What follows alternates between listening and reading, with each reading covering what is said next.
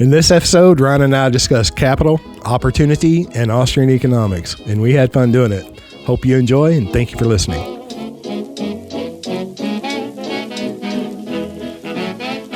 All right, welcome to the Banking with Life podcast. My name is James Neathery. I'm your host. And I'm your co-host, Ryan Griggs. And by golly, we're having tons of fun this morning.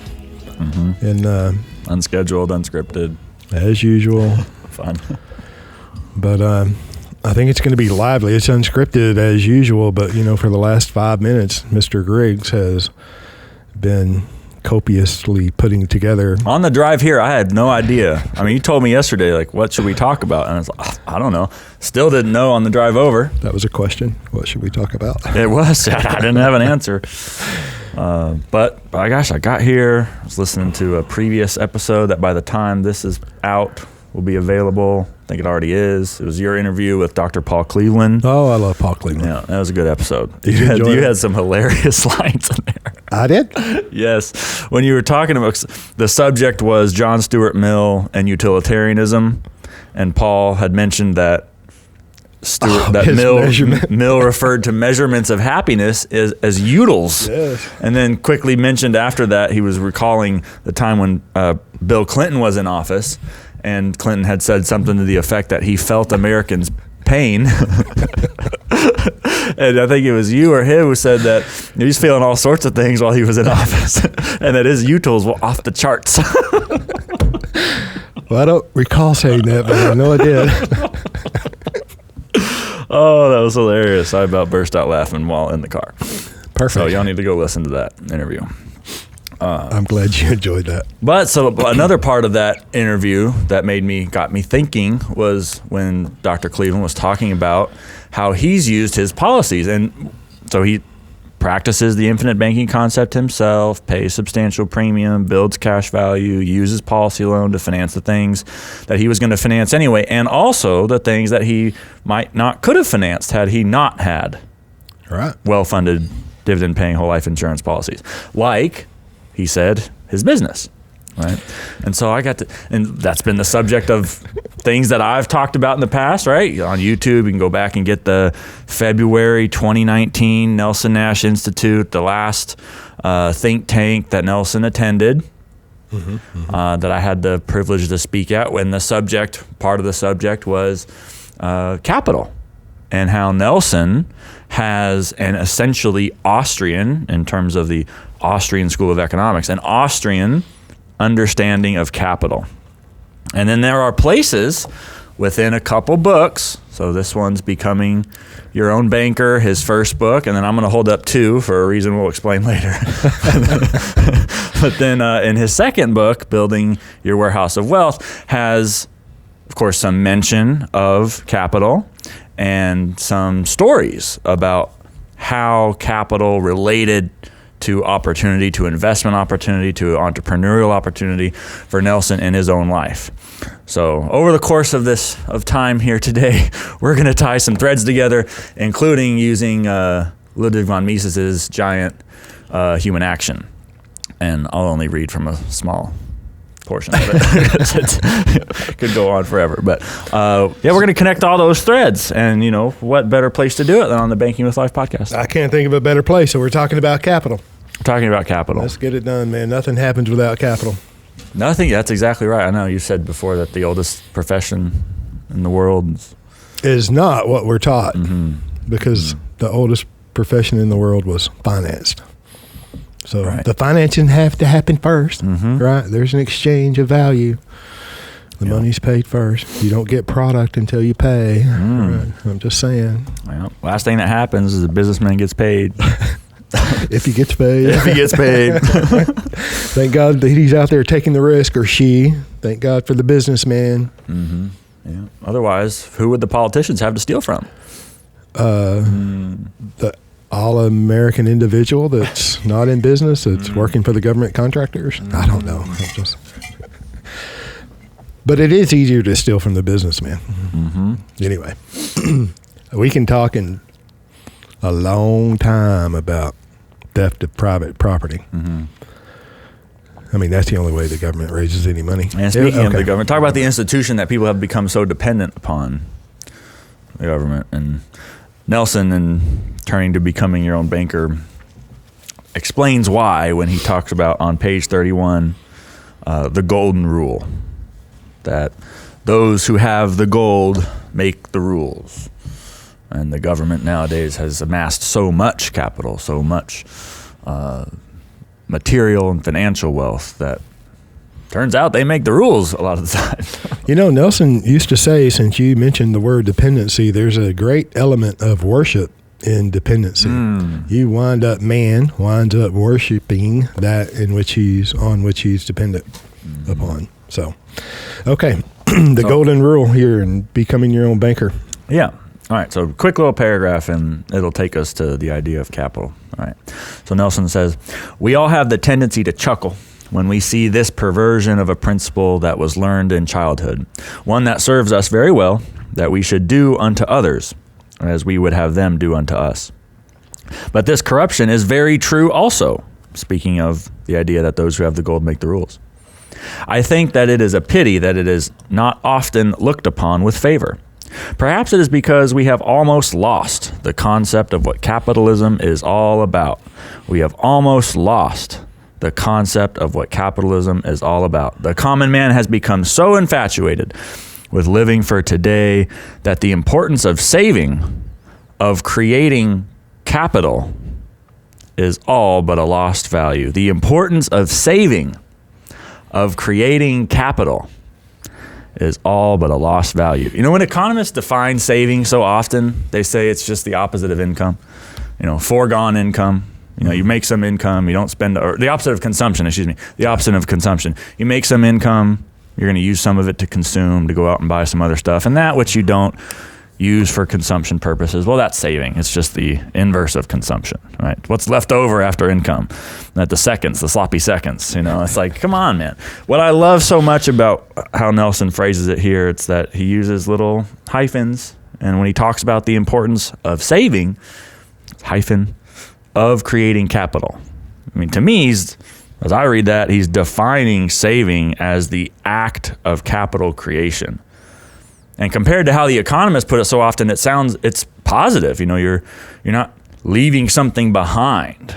You know, it's that you're creating capital. I think you get biblical with that, you know, about how it's man's obligation to go about and create. And I believe we can. I think Nelson is being very generous right there as well. How do you mean? As always. I'll read the first part of that again. That we're about the common man, or the... Yeah. Up there, he's being generous in that we have all but lost this idea of savings and creating capital. I mean, the common man has become so infatuated with living for today that the importance of saving, of creating capital, is all but a lost value.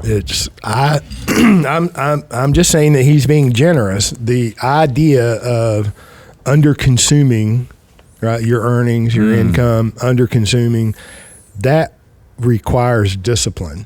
All right, now you're defining, you're drawing out what Nelson has, how Nelson has defined capital, right? I'm just saying that the art of, or the act of saving, the discipline that's required to accumulate capital is lost. Not all but lost, I think. It's almost as if that's why his discussion of Parkinson's law comes before the golden rule. You know, there are some people who think that Nelson just threw a bunch of stuff together and it ended up in the order that it ended up in, chose certain endorsements and not others, and they just ended up there on an accident. I remember. It happens that it's on purpose. Yes, it is on purpose. Makes sense that it would be, right? Of course you have to have discipline in order to save. Yeah. Yeah. Can't create capital if you don't save. Can't create capital if you don't have discipline. Don't jump over that, though. People say, what do you have to do to start infinite banking? You know, what are the costs? Which we've talked about before. I got to read something. Oh, my gosh, it's going to cost me something. I got to forego something. You know, time doing other things. It's almost as if we're bound by scarcity and have to choose between certain options. You know what? I am bound by scarcity. I have a limited amount of time. There's a lot here. Y'all need to rewind this. Just start from the beginning. This is good. So we mentioned capital. Nelson defined capital as defined saving as the creation of capital, right? Mm-hmm. And then in the back of Becoming Your Own Banker, page 87, he's got a nice little glossary, right? And the words that are marked with asterisks are the ones that he discussed, right? Put that in the glossary. Mm-hmm. Yeah. All right, so we've got capital, and he says, I'm going to read this very carefully. Accumulated possessions calculated to bring income. Accumulated assets, resources, sources of strength or advantages utilized to aid in accomplishing an end or furthering a pursuit. One more time. Don't knock repetition. One more time. All right. Accumulated possessions calculated to bring in income. Accumulated assets, resources, sources of strength or advantages utilized to aid in accomplishing an end or furthering a pursuit. You know, Karl Menger, who is the founder of the Austrian School of Economics, used to talk about 1888, German article, yet to be translated, totally neglected. Yeah. Well, maybe the libertarians or the Austrians are gather up enough money to afford that translation someday. 150 years later, still waiting. Why don't you loan them some money to help them out? I think that we should just do that and put it out there, publish it, keep the rights, endorse it the way we want. Right. But yeah, it's been neglected. But some professors have translated portions and published their own articles, so we can go and access and see what Menger had to say about capital 17 years after he wrote his first book, Principles of Economics, in 1871. And he defined capital as the financial value, the monetary value of assets with acquisitive purpose. Right? So you've got property, you've got a car, you've got a house, dividend-paying whole life, a bank account, checking account, stock account, whatever it is, right? Property that you own, your private property. Well, yeah, cattle. I mean, equipment, sure. Tree shears, tractors, whatever it might be. Machinery, stuff. You've got stuff, either tangible stuff or maybe intangible stuff. That's only contractual, right? Yeah, like rights, right? Exactly, yeah. Copyrights. Contractual agreements. Property. That has value, right? And that value can be used to acquire other things, in action, right? To achieve your ends, to aid in accomplishing an end or furthering a pursuit. Yeah. The title of that talk in February was Why Nelson is an Heir to Menger. Yeah, no, I'm glad you... is that published, your talk that you gave at the NNI Nelson Nash Institute that you've referred to in 2019? NNI, it's 2019. You should go and listen to that because you've drawn out capital and focused on capital within the infinite banking world, within the infinite banking footprint, more so than anyone that I recall. Since Nelson. And let me say that the reason that I got into doing that was because every other Austrian except for, and when I say Austrian, I mean people who write and talk about Austrian economics, every other one of them except for like two, right, living Austrians, consider capital to be what they call a heterogeneous intertemporal structure of production. That's a long way. My eyes are starting to roll back in my head. Okay. All that's saying is that it's the stuff used to make other stuff. That's it. It's sequentially ordered in time, where the beginning is the raw materials that start out at the very beginning at the process of a production, and the end of it is the act of consumption by the consumer. So there's these stages, these orders, these sequence of productive activities that separate the initial act of raw material resourcing, or in economic terms where you've got land and labor, natural resources and labor, that's at the beginning. And then through time, there is this intertemporal, through time, structure of production. And heterogeneous just means that the stuff in that structure is different, right? It's not all the same stuff. You can't quantify it all using the same unit of measurement. It might take 10 different raw products to create an end product that the consumer... Acres of land, tonnage of equipment, all these kinds of different things. Yeah. Thanks for breaking that down for me. You're welcome. Thank you for helping me. That's what they mean, right? Yes. They mean physical stuff. The machinery, whatever, everything that it takes, the physical things that it takes to produce. Physical and heterogeneous is their idea of capital. The vast majority, the dominant opinion on capital. You question this, it's like you're kind of silly. Right? A lot of Austrians have made their careers discussing capital as a heterogeneous physical thing. Were they successful careers? I mean, by all by the accepted all professional the other standards. Austrians. Yeah. So yeah, he's successful. And there are, to be fair to them, there are important, I love Austrians. there are important, helpful distinctions to be made by comparing that idea of capital as physical and heterogeneous to other economists' idea of capital. Right? Other economists have other ideas of capital, and there are good things to make oneself aware of by noticing that the productive factors in a given production process are different. You can't just treat it all as the same.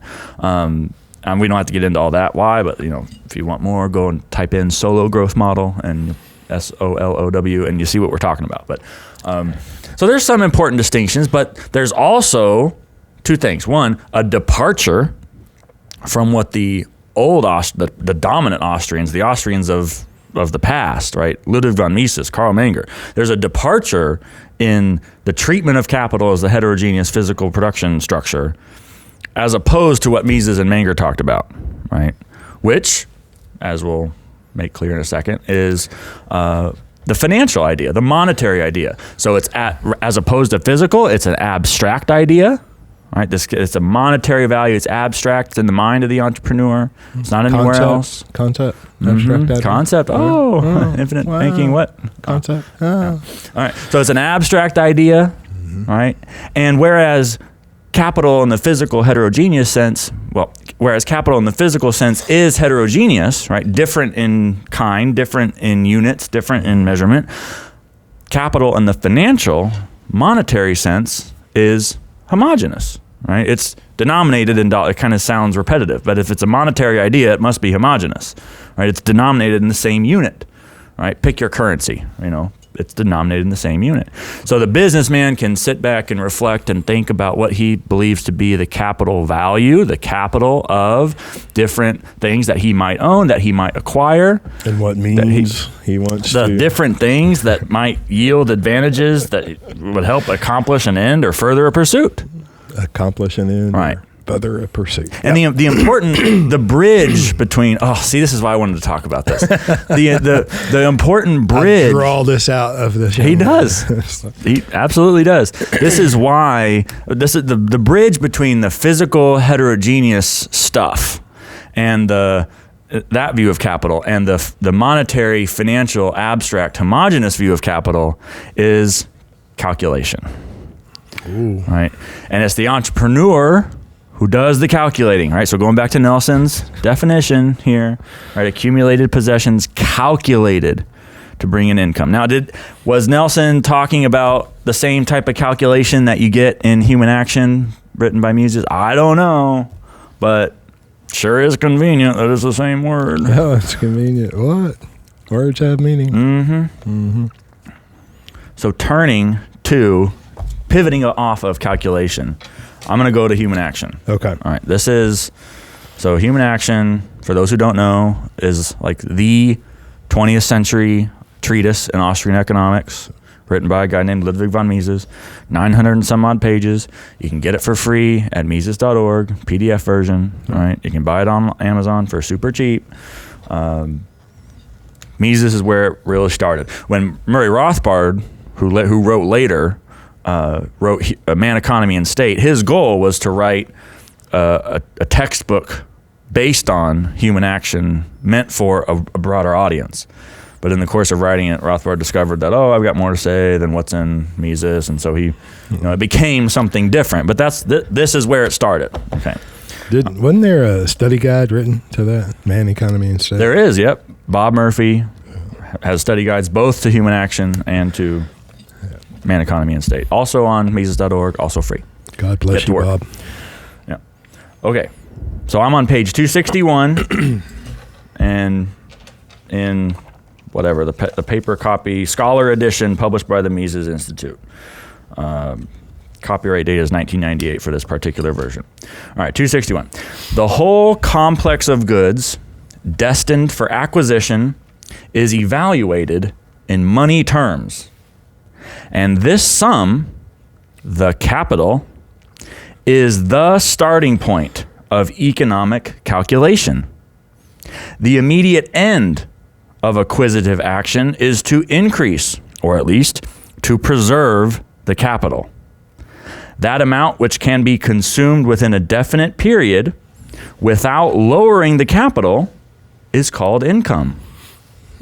If consumption exceeds the income available, the difference is called capital consumption. Liquidation. If the income available is greater than the amount consumed, the difference is called saving.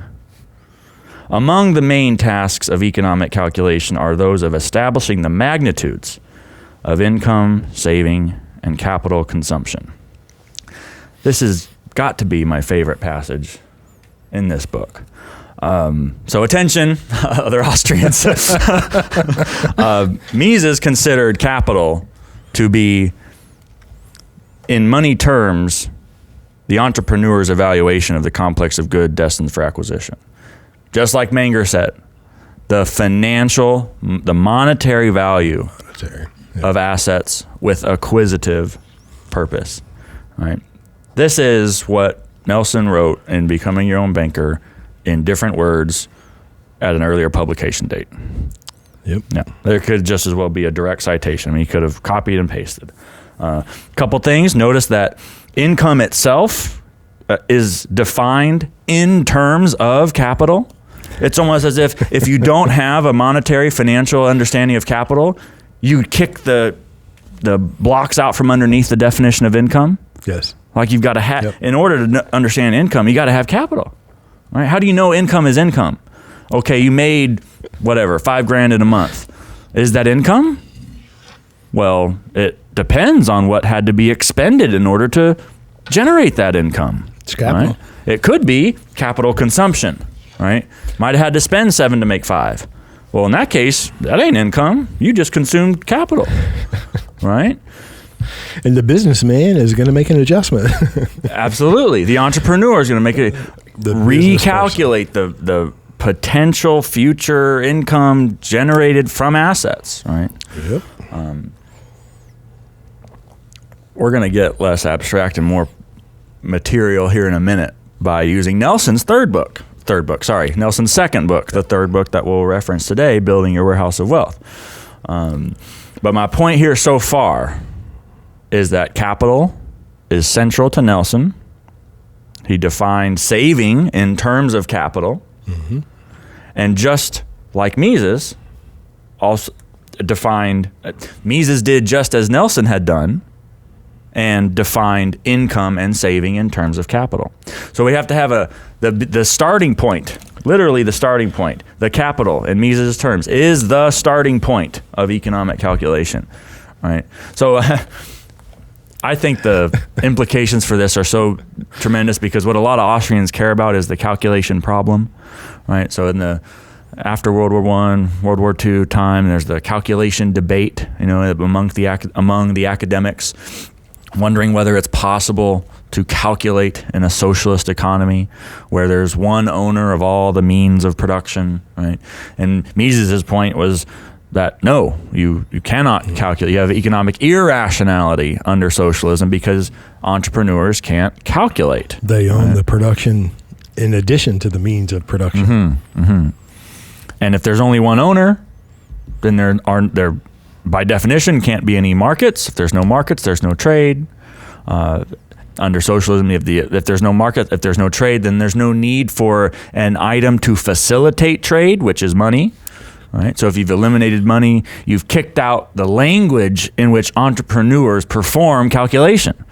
Right? Calculations of capital itself is a monetary idea.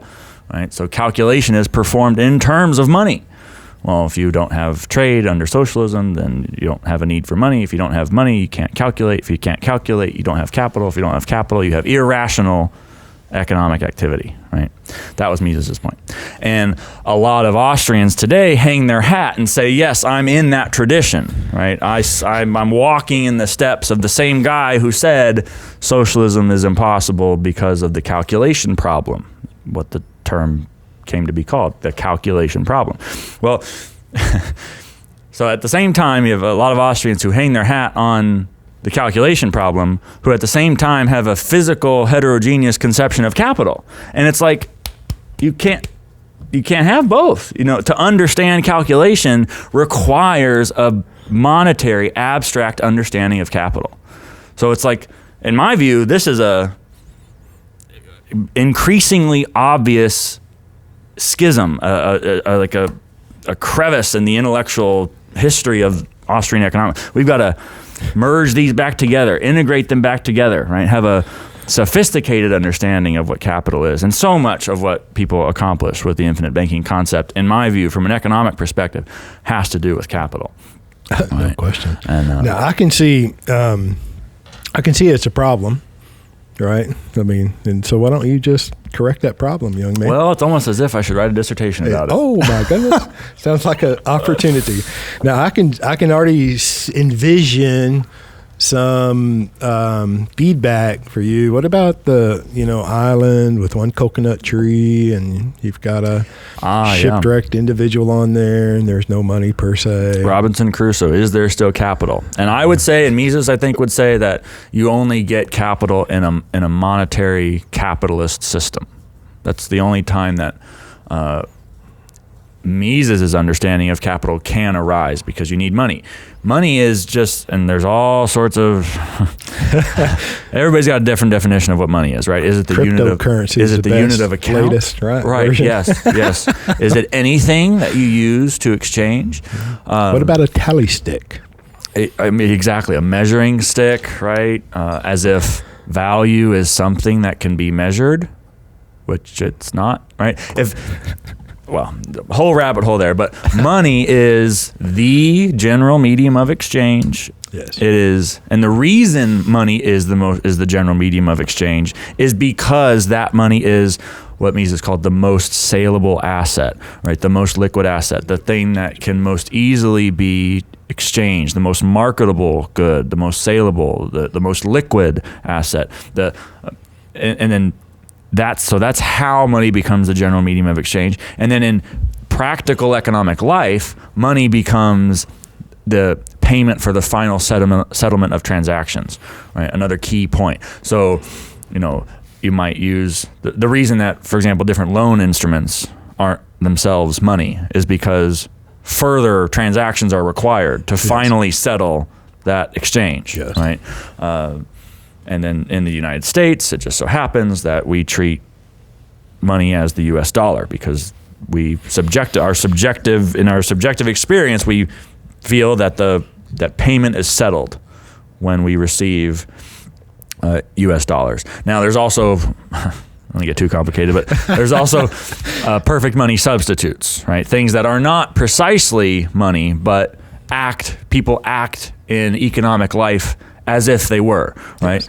One example is your checking account, your demand deposit at the bank, right? If you swipe your debit card at the grocery store, the grocer considers that transaction settled, right? Even though the digits on the screen are not exactly themselves money, right? And that gets to understand that, we got to go into fractional reserve banking, and oh my gosh, this is one episode. We're only 30 minutes in, but can only go through so much. You're just getting going. I mean, come on. It's like, well, I want to bring it home to. Yes. No. It's. I want to bring it. I want to bring it home to why it matters for us, why it matters to you, why it matters for the purposes of the infinite banking concept, why it matters for the financial profession. Why it matters for financial agents and advisors. This was the subject that's further explicated in the talk I gave in February, and I think it's crucial. Actually, the understanding this idea of capital and how it relates to opportunity is crucial for a proper mental situation of what IBC is relative to tax qualified plans, retirement planning, a checking account at the bank. Now you're taking it home. Keep going. Now I'm taking it home. Yes. So now I'm interested. Yeah. Well, we had to lay that groundwork first. Yeah. Look, Nelson is an heir to Menger. He's right there in line with Mises. He's right, as we've shown. Rewind it, listen to it again if you missed it. That was my point there, is that this is the ground Nelson's standing on, right? And why does that matter? Because the infinite banking concept came from Nelson, right? So we're attaching the infinite banking concept, to a legitimate history tradition of economics within the Austrian school. And it makes complete and perfect sense. And since you brought it up, we brought it up, can I put a link to your talk in the notes? Yeah, please do. So, yeah.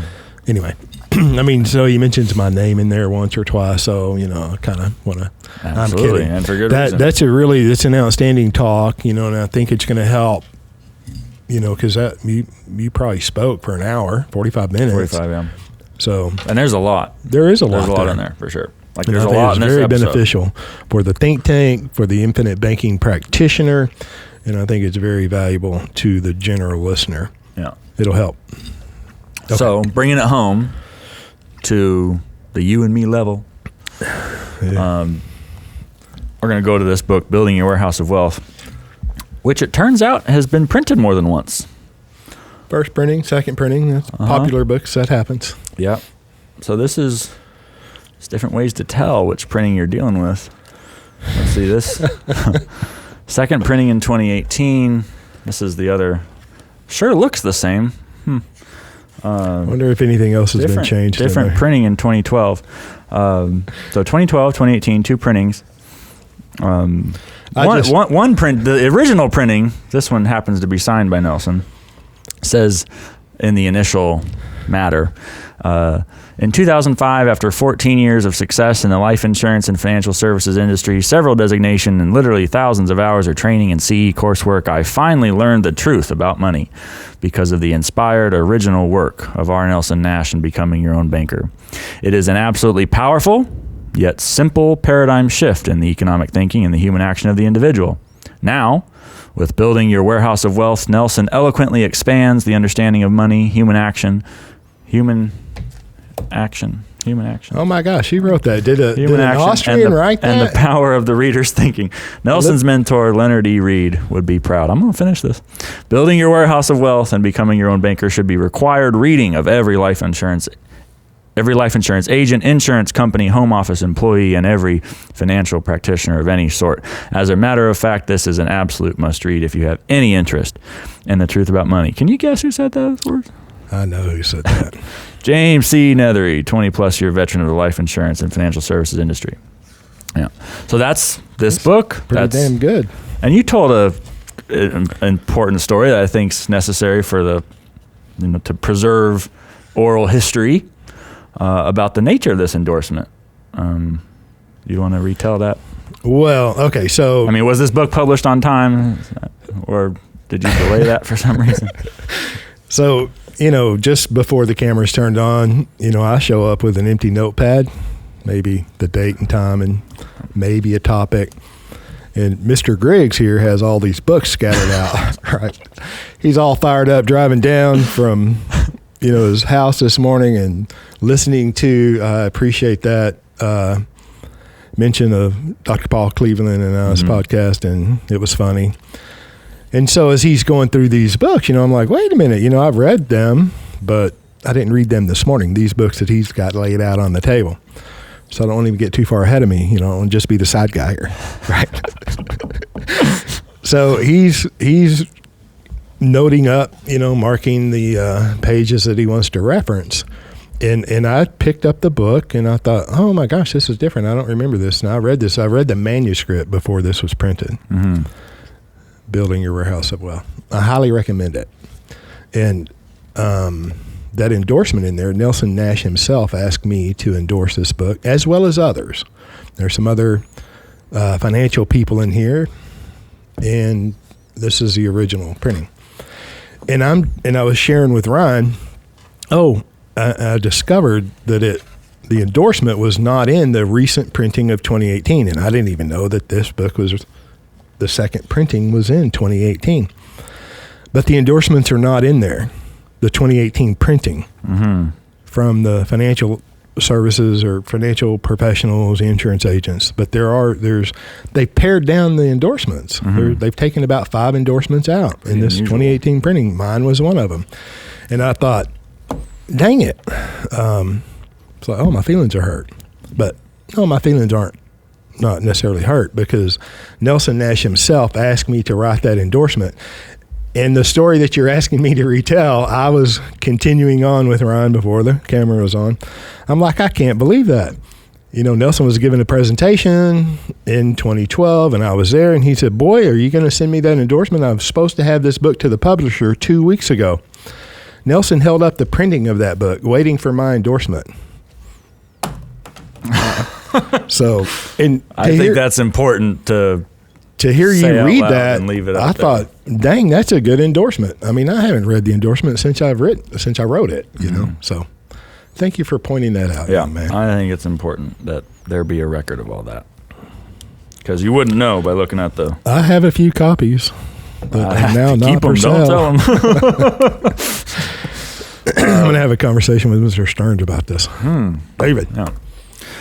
So that's the book that I'm going to use to bring this little discussion about capital and opportunity home. And in the seminar that I teach, that another little plug, Nelson used to do. Shameless plug. Are you trying to drum up some leads? What are you doing? My gosh. We talked about this in the last podcast or the last episode. I mean, listen, and let me clarify. Look, peace, love, peace, and chicken grease is the title of the episode that I'm talking about. Yes. And let me be clear. I welcome interest from other agents. I'm coaching 2 now, and that's been wonderful, mutually beneficial. They're getting something out of it. I'm getting something out of it. We're doing exciting projects together. Our relationship is like that. I totally welcome that. What I'm not interested in is someone seeking lead generation or wanting to see what my policies look like, or wanting something, other versions of wanting something for nothing. Right? That's what I'm not interested in. Thanks for the clarity. Regardless of who tells you that that's what you should go look for, I'm not interested, right? If you want to spend the time, you want to go as deep as I go, my gosh, we can make hay. You are very generous with your time. Yeah, he is very generous with his time. Yeah, probably too generous. Okay, so you're taking it home, young man. Right. So a little story about Nelson and his experience with his own policies. And people ask us, have examples, how's this happen? And it's like, my gosh, go to the source. All right. Well, here's an example for why you ought to get these books and learn about the infinite banking concept. This is Nelson speaking. I was a pilot in the Alabama Army National Guard in 1971. One of my fellow pilots got between a rock and a hard place financially and needed to raise some money. Imagine that. I'm suddenly low on funds. That never happened. Right? Yeah, never. Right. He knew I was educated as a forester and might be interested in buying the 100 acres of timberland he owned in northwest Alabama. He said, quote, I'll sell it to you for $50 per acre, and I will finance it for you for 10 years, end quote. I knew that was a good deal and took it. It made monthly payments to him. This was not a speculative venture. It was property that I knew something about. Ooh. Imagine that, investing in things that you know something about. Wow. Only if you had the capital to do it. Remember, I'm educated as a forester and worked in that field for 10 years. About 18 months later, he called me again and requested that we get together to talk. He said, quote, I underestimated my need for cash. If you will just pay off the debt on that land now, I will discount it 25 cents on the dollar. I knew that was a good deal, so I replied, stand real still, and I'll be right back. I went directly to the regional State Farm office and said, get me a $3,500 policy loan quickly before this young man changes his mind. In less than an hour, I had a check in his hand. Bottom line, I had less than $38 per acre invested in that land. In 1985, I sold that land for $500 per acre, and I financed it for 10 years at 15% interest. My gosh, is that a capital gain and passive cash flow? Jeez. With that income, I bought more life insurance. What? All those premiums become cost basis in the new policy, and I will get it back tax-free when I decide to draw passive income from it. During the following years, I made 2 more investments from more investments from the same policy. Oh my God. From policy loans on this policy. The results were not quite this good, but they were highly profitable. These facts are not seen as you look at the graph. Let me say that again with a different word. These facts are not seen as you look at a life insurance illustration. You mean you can't, there's no way to illustrate those rates of returns, that capital, all of the value of that activity? In fact, human action. You have to add these results to what is shown on the graph/illustration to understand the total power of dividend-paying whole life insurance. This is what building your warehouse of wealth is all about. You have almost immediate access to money to take advantage of opportunities that will surely appear. In fact, if you have a readily available pool of cash, opportunities will track you down. Bravo. What else do you... I mean, come on. I end the seminar with that kind of story. You do? And then other stories that, from clients, and it's like, Oh. Right. All right. So all those questions about, what's that internal rate of return on the cash value? Who cares? Is it 4? Is it 4.5? Is it 5? Guaranteed? Is it guaranteed? Is the dividend scale at 5, 6, 4.5, 6.3? Yeah, and you know what the problem is with people who ask those questions? Not the problem with people, but the problem with the idea. With the thinking. The thinking is that they're so ingrained, they're so stuck in the prior conventional financial paradigm where single-digit rates of return on investments are acceptable. What's $500 on $38 per acre times 100? Plus the interest income from the financing of it after the sale. I don't know. I don't care. And it's a lot more than 4. It's a lot more than 5. It's a lot more than 7.1 or 12 or whatever the financial entertainers allege that you can get in a mutual fund. And besides that, listen, this is complicated. You've got to pay me to manage your money. So and that ain't going to be cheap. Go ahead and don't look over here. Abdicate your responsibility. I'll take care of it for you. I got to say too that spent a lot of time, as much time as I could, with Nelson, and he talked about that's not written in any book, that he didn't talk about in any of the seminars that I attended, that when he presented. But he financed way early on, while he was still, in the National Guard, early on. The military was getting rid of or upgrading some of their equipment, and some of their equipment that they were upgrading was a particular lens on aerial reconnaissance cameras. And they changed them all over, and the old cameras and lenses were going to be shipped off or whatever they do. And Nelson bought that, and it was quite expensive. I can't remember if it was $2,200 or $3,200 for this particular camera. Back in like the 80s or something? No, further even back further back. Oh yeah, it would expensive. Be like in the 50s. Oh wow. Maybe the early 60s, and he financed that with a policy loan. That was one of his large policy loans. So, and then I think he talks about it in other places. I know he talked about it in seminars. He may have been written about in other places. The attorney that just couldn't get past the word life insurance, Nelson told him the wonderful benefits and powerful, characteristics of life insurance structured this way. And the attorney, because they can read, couldn't get past the word life insurance, right? So the guy never bought life insurance, but Nelson did finance his airplane. And Nelson took the payments from that endeavor and bought the life insurance that he was trying to get the attorney to buy. I mean, you can't make this stuff up. You really can't. So it's that good, you can't make it up. And all of those came from one policy? All of these endeavors came from one policy? Nelson had 49 policies at the height of his career, and we're talking about one policy. Investments he made because he had access to capital in one policy. And they tracked him down? They just tracked him down?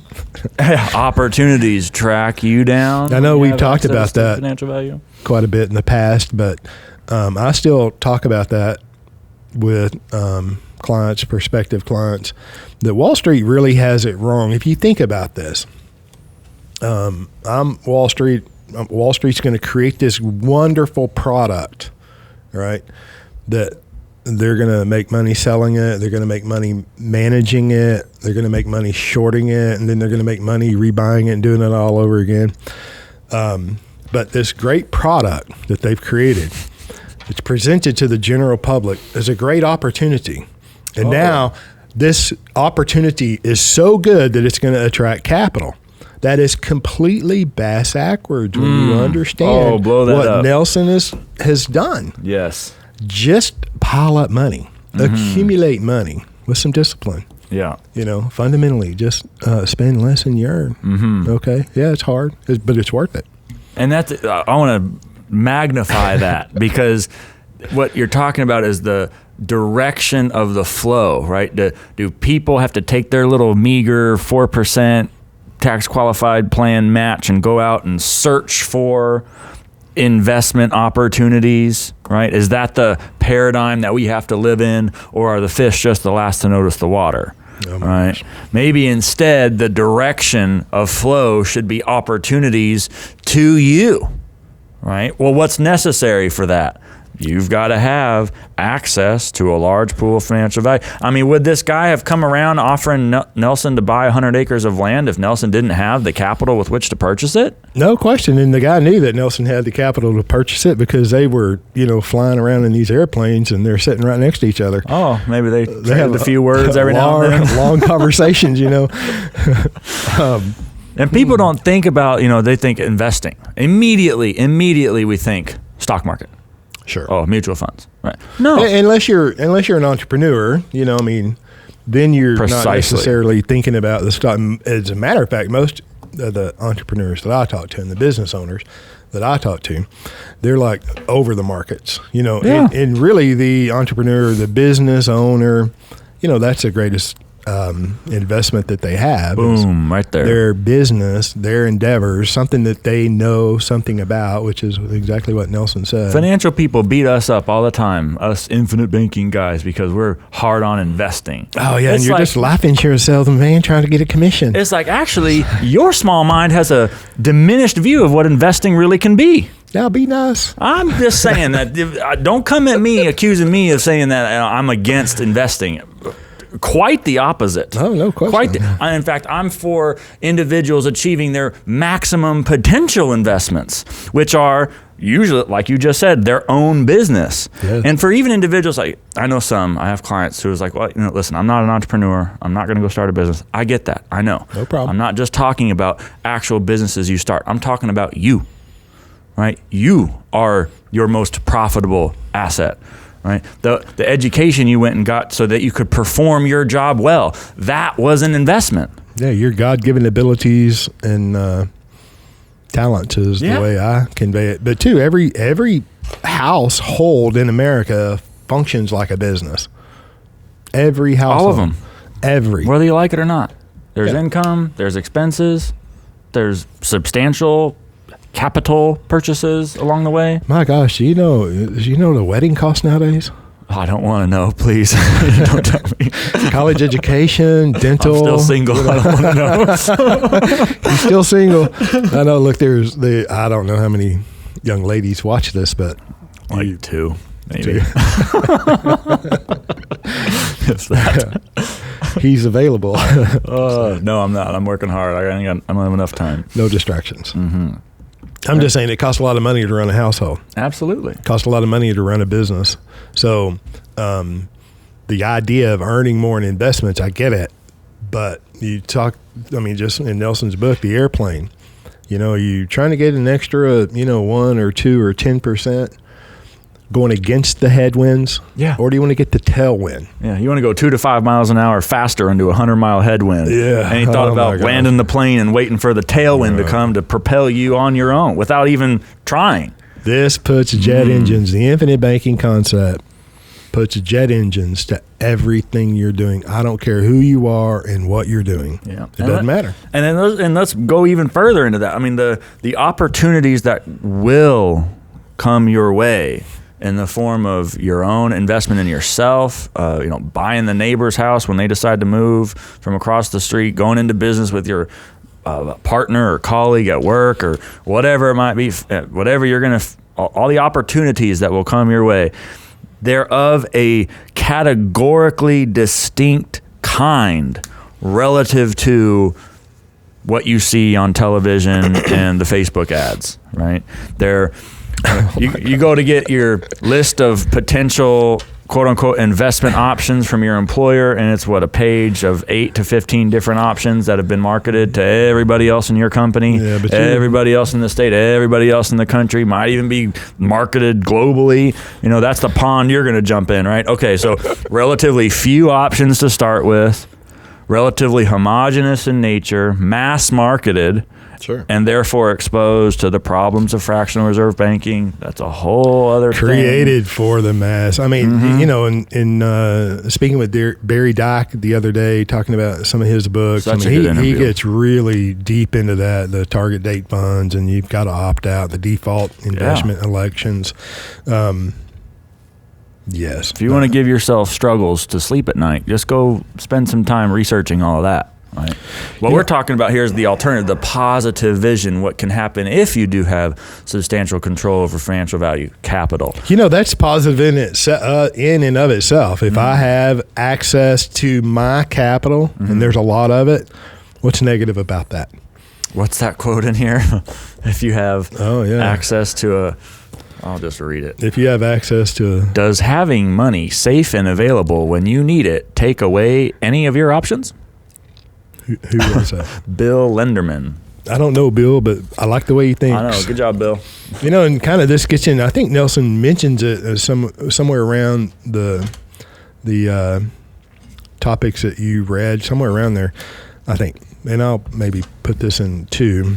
The notes in the bottom. Frédéric Bastiat, 18th century, 19th century philosopher, French. I believe it was 1850, France. Around there, yeah. Written a lot of different things. He's written the Law, which you should read the Law. But he wrote a lot of other little essays. One of them was called That Which Is Seen and That Which Is Unseen. Ooh, yeah. So when you're looking at a life insurance illustration, Nelson talked about it there, but I think he mentions specifically the seen and the unseen. Nelson, when he's writing about that, look, you cannot see the airplane. You cannot see the forest, the timberland that he bought and financed and sold and financed. You cannot see the camera that he financed. You can't see all of that. So there is the seen, and it's completely apparent. There is the unseen. And it's important. It's just, it goes back to same language as in Corinthians. It's biblical. No, we're out. Yeah, no, it's biblical. Yeah. Enlighten. All right, educate me. Well, no, I don't have the verse offhand, but it's in Corinthians, and we should go into that sometime. But that's exactly right.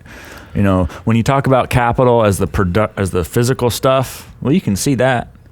You can see the machines and the factories and the mines and all the roads. The raw material. You can see all of that. All the laborers doing the labor. What you don't see, what is in the mind of the entrepreneur only, is the capital value of those production goods. And then, too, when it gets to life insurance, and I know we've talked about illustrations an awful lot, and life insurance illustration has all the numbers on the page. If you pay this premium, there's this cash value, there's this death benefit.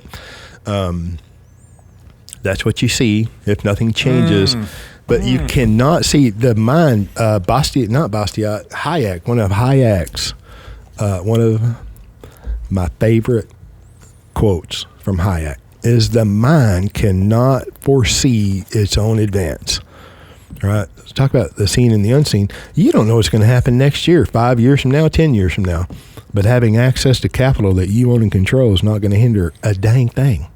And it might produce opportunities that you can even see or wrap your mind around today. Going back to Nelson, the results from the 2 additional investments were not quite this good, but they were highly profitable. These facts are not seen as you look at the graph. These facts are not seen as you look at the graph or the illustration. You have to add these results in your mind to what is shown on the graph to understand the total power of dividend-paying whole life insurance. Now, I got to add that in my mind.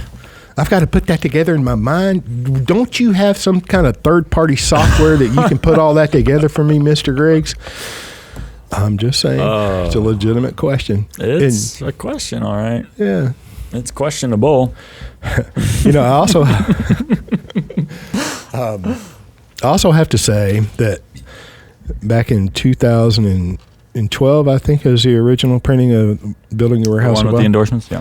Yeah. Okay. So, Nelson, I think I met Nelson in 2003, 2004, somewhere around there. And we had lots of conversations. So I knew that he had, went to a lot of seminars, hosted him here in North Texas and around. I did not know until I met Nelson Nash that the State Farm PNC, property and casualty agent, could write a check like that. He went to a State Farm's agent's office and got a check. Okay, now, and I'm going back up. I'm just saying that 2003 or 4 is when I personally started doing retirement seminars. You go out and you invite people to come and you go through, retirement. And seminars cost a lot of money, especially if you feed the attendees, right? And you're, there's equipment, projectors, and, I have hearing issues. So, the monitor, the screen, the speaker system, all of that. And then the invitations, the mailing, the postage, so much the lunch, putting it all together, setting it up, breaking it down, coming home. Anyway, I'm saying that it cost a lot of money to do that. And I funded the first retirement seminar before I met, it was after I'd met Nelson. I funded the seminar a couple of ways. First, I went and sold a bunch of cows, right? And the next thing, in this truck that I was driving back then was kind of beat up a little bit. I mean, it was still nice, but, the headlight was busted out, tail light was busted out because I had Longhorns, right? And you drive it out in the pasture and you're loading, unloading hay and equipment, whatever it is, right? And so it's a little bit beat up, and I'm thinking, so this was after I had done seminars. The first seminars were funded through the sale of the cows. I meet Nelson, because I started doing seminars about 2003. Met Nelson about 2004, I believe. And I heard this story, right? How he went down to the State Farm agents, told that boy, sit still, don't move, and I'm thinking, what? So I called up, I had State Farm at the time. So my truck's beat up, and I'm thinking, okay, I'm going to fund, it cost money to do seminars. I kept doing, we did like 27 seminars a couple of years ago. We did a lot of them. My point is this, that I called up my State Farm agent. I went and got 3 bids on repairs for this truck and told the State Farm agent, I'm going to bring these to you and I want to check. And you know what he said? He said, bring them on. So I went over to the State Farm office and got a claim check on a vehicle. I didn't even know you could do that. So just sharing a little bit. No, that's good. Sideline. That's just the same process of revelation and discovery as you come to understand infinite banking. Yeah, but then you bring in the infinite banking concept into a retirement seminar for about an hour and a half, and oh my gosh, trying to cover too much ground. Oh, it can't be done. It was bad. Yeah.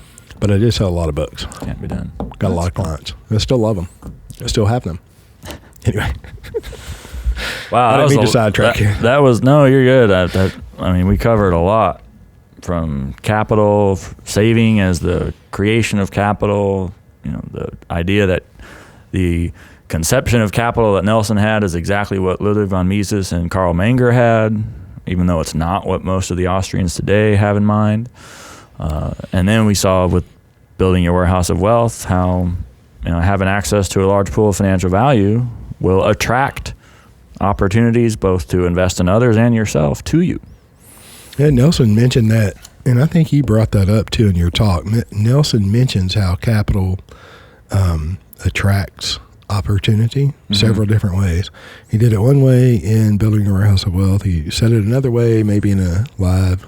He would say opportunities hunt you down in person. And he was standing right over there. In fact, last time I heard him say it. Yeah, perfect. All right, I'm good. I'm good too. Thanks for listening. Hope you enjoy it. I had fun. Yeah, me too. Hopefully that wasn't too much. For who? Hey.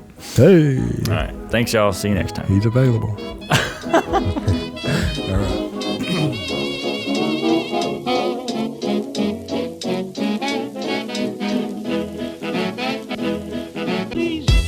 Thank you for joining us on the Banking with Life podcast. If you're watching on YouTube, make sure to like and subscribe and click on that little notification bell. Otherwise, join us on Apple Podcasts and Stitcher for weekly content.